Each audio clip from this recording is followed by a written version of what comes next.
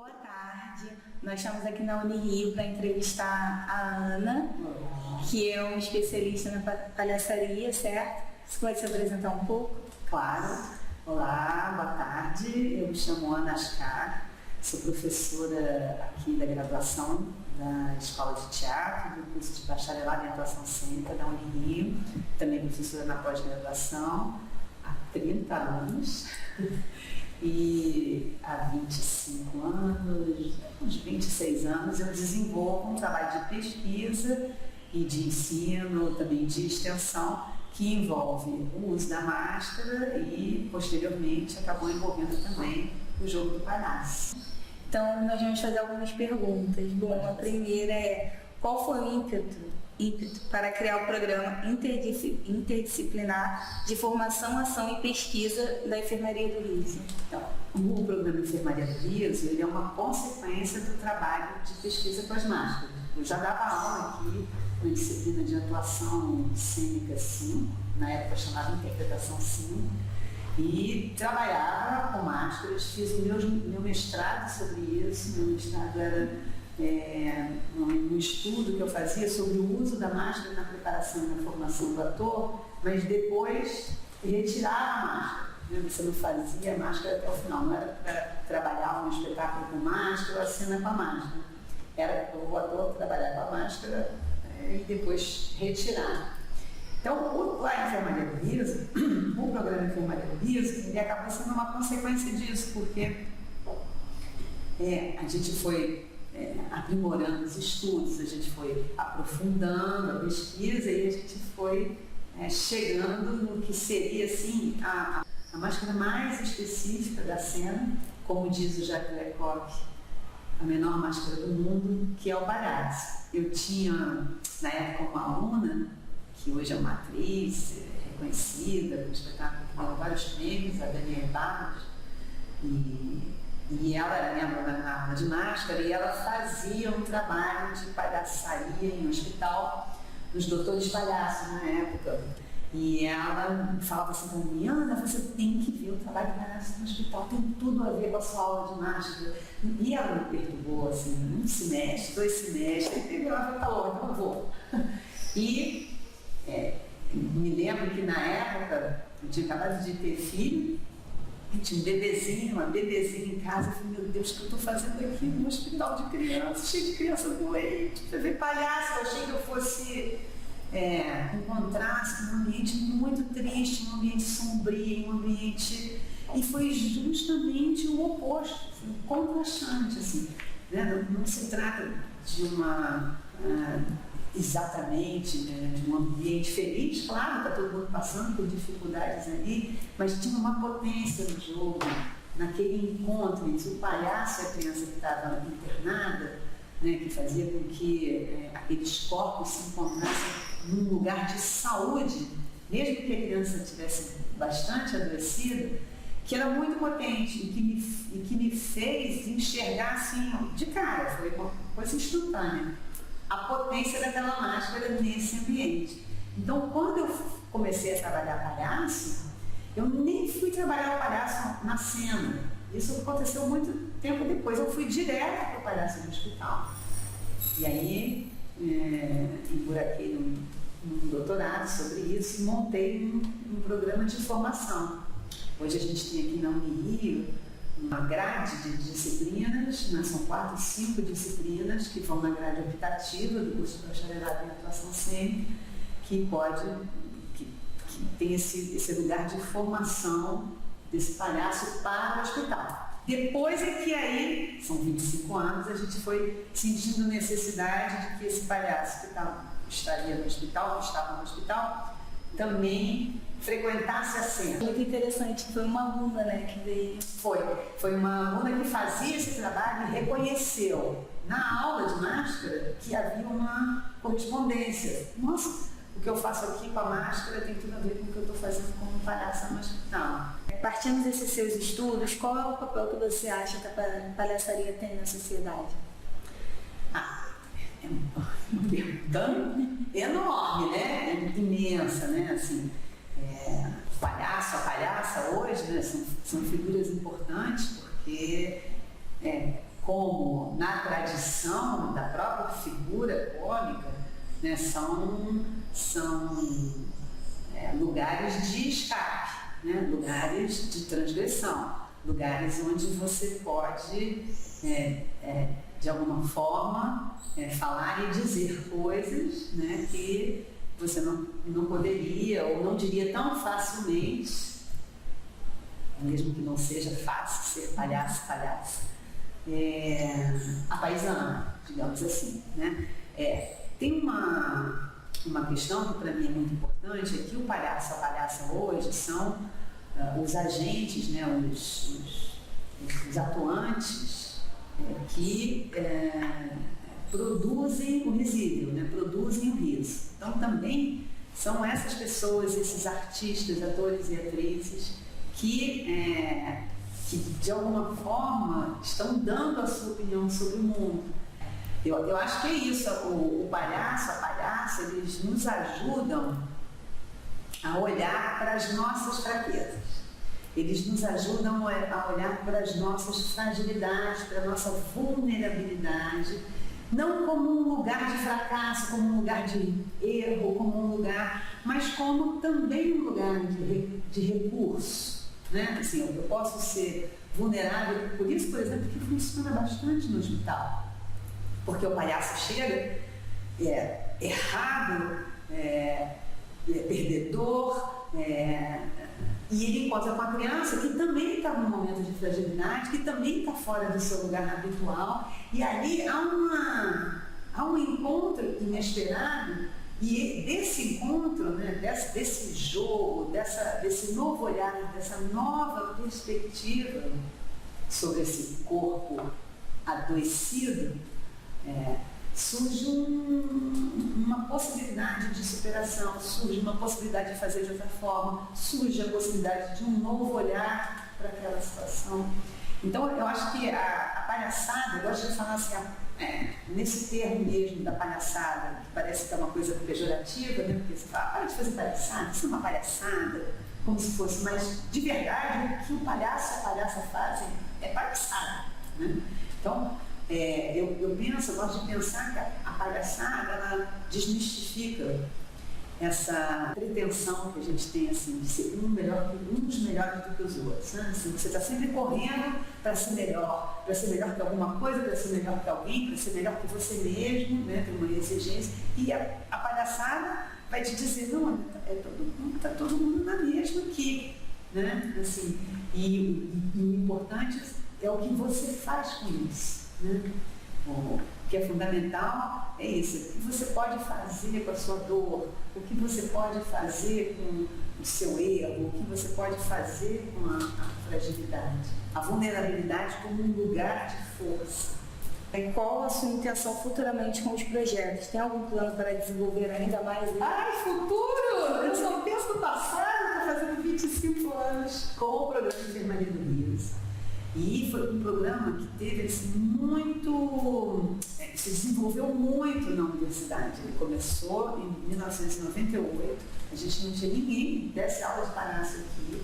Então eu chamei uma pessoa de fora para ajudar, depois eu fui me formando, né? Eu tenho uma formação fora, eu fiz minha formação de palhaçaria com o Philippe Goulier, na França. Então, eu fui buscar toda a minha formação e aos poucos eu fui desenvolvendo esse curso de formação. Depois ao longo desses 25 anos, a gente atuou em 3 hospitais, chegamos a atuar 3 vezes por semana, toda semana, parando só nas férias de janeiro e fevereiro.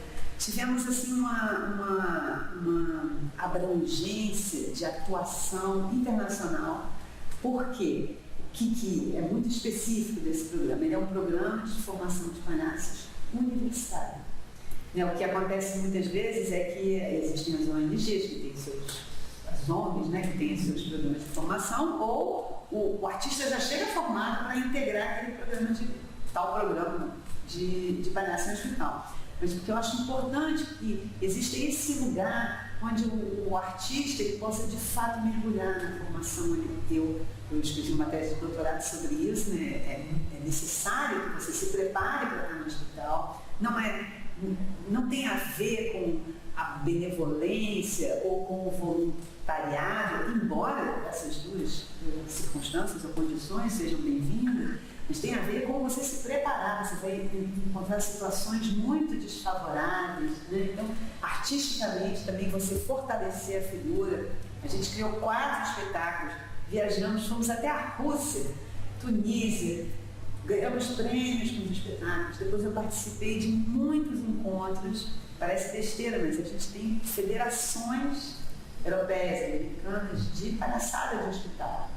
Então, o que eu penso, né, olhando para trás desses 25 anos, é que é um momento agora de fechamento, né? Assim, de fechamento dessa ideia. Né? São muitos alunos que foram formados, praticamente 70% estão todos trabalhando nessa área, ou no hospital, ou na palhaçaria de cena, ou como pedagogos, palhaços pedagogos.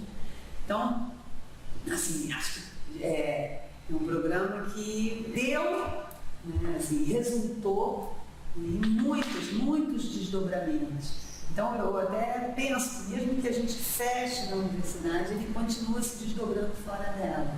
Não tem nenhum plano específico, né? Tem fora os meus planos pessoais, né? Mas eu penso que ele já está desdobrado. Já está acontecendo. E desdobramentos que a gente vai perder de vista, nem vou ver acontecer. Porque são, né, dos jovens, adultos, palhaços, artistas, pedagogos que hoje estão fora do programa desenvolvendo suas ações. Qual é o processo de fluir entre o trabalho da máscara neutra e do clown? O que correlaciona entre essas duas? Eu gosto sempre de pensar que no jogo da máscara, como treinamento com a máscara, na prática da máscara, a máscara neutra é o início, é o que te convida para a prática. Né? Que a máscara neutra, no meu entendimento e como eu trabalho, ela é a descoberta do espaço. Né? Ela é a descoberta da primeira vez. É como se fosse a primeira vez. Então, de você entrar nesse lugar de abertura, início, começo. E o palhaço, por sua vez, para mim, está no lugar do fechamento. Num lugar porque tem essa sensação, né? Você acha que você vai colocar uma máscara, você vai ficar ali protegido atrás dela, e o que acontece é justamente o contrário. Você coloca a máscara, você fica completamente exposto, né? É um paradoxo, mas é isso que acontece. E a máscara neutra e o palhaço, que eu sinto, é que só vai aumentando esse grau de exposição. Né? Então, você começa descobrindo o espaço e termina com o clown descobrindo você mesmo. Né? Assim, então, mas também num grau muito avançado, né? Assim, de autoconhecimento, mas também de conhecimento das suas possibilidades como artista, e cultural e politicamente falando. Né? O palhaço é um agente político também na cena. Né? Quem trabalha com isso sabe que, de alguma forma, também está gerando uma ação política. Então, as máscaras, as meias máscaras, as máscaras larvárias, as máscaras expressivas, as máscaras da cultura popular, elas vão ali no meio entre a máscara neutra e a máscara do palhaço. E, de uma certa forma, elas trabalham também o que a máscara neutra trabalha, elas também podem gerar esse trabalho de autoconhecimento do palhaço, mas é como se eles fossem 2 portais, né? Um portal para você entrar, outro para você sair, mas também para entrar em outra coisa, né? Porque toda porta que se fecha é uma janela que se abre, certo? Então, para mim, fica um pouco ali nesse lugar. Qual foi o momento mais marcante na sua trajetória como mestre de clown e como clown? Se tem algum momento que você consegue pensar assim? Eu acho que assim, que toda a atuação como palhaça, eu me lembro de uma atuação que eu fiz há muitos anos atrás, na década de 90, existia um projeto da ONG do Herbert de Souza, do Betinho, e ele fez uma campanha chamada Arte contra a Fome, lá na década de 90, logo primeiro, e a gente participou como artista. A gente tinha um grupo de amigos, de artistas, e eu não me lembro como é que chamava o grupo, mas a gente saía na rua para divulgar a campanha, para pedir donativos. E numa dessas saídas, eu saí de palhaça, como palhaça, e eu tinha uma vassoura. Minha palhaça gosta muito de limpeza, de pisca por limpeza, e a gente estava fazendo ali no Museu da República, e eu parei um ônibus no meio da Rua do Catete e comecei a passar o esfregão no ônibus. E o motorista ria, e todo mundo ria, ficou, de repente parou o trânsito, e eu me diverti muito. Na hora que eu fiz isso, eu nem pensei que eu ia parar o trânsito, ia parar o ônibus. Se tivesse alguém no ônibus que ficasse bravo, se revoltasse, era tão natural que o palhaço, que a palhaça, naquele caso, fosse a figura que poderia interromper um percurso e chamar a atenção para uma causa hiper necessária como a arte contra a fome, que foi natural, né? Então, para mim é marcante, porque eu tenho até uma foto de eu lavando o para-brisa no ônibus com o esfregão e o trânsito parado, e para mim é marcante porque eu acho que ali, década de 90, estava no auge assim, da minha prática de palhaço, eu percebi a força daquela máscara. Né, assim, percebi na prática, ninguém me falou, não era uma ideia, eu não li o Jacques Lecoq, não foi nada disso. Eu vi ali um esfregão na mão, esfregando o vidro do ônibus. E como mestre? É sempre muito